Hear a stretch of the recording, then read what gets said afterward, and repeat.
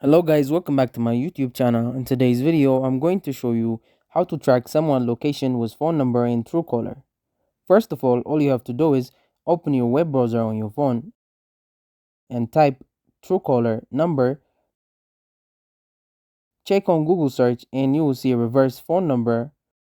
Look up, you have to click on it. From here, it will ask you to type in a phone number of your friend. You have to type in the phone number. Once you type in the phone number, you have to click on search button and then it will ask you to sign in to Truecaller. You have to click the use the Google or the Microsoft option,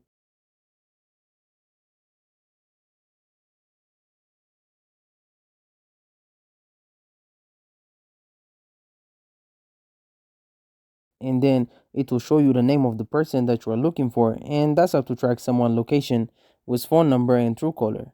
Thank you guys for watching this video. If this video was helpful, don't forget to like and subscribe to my YouTube channel.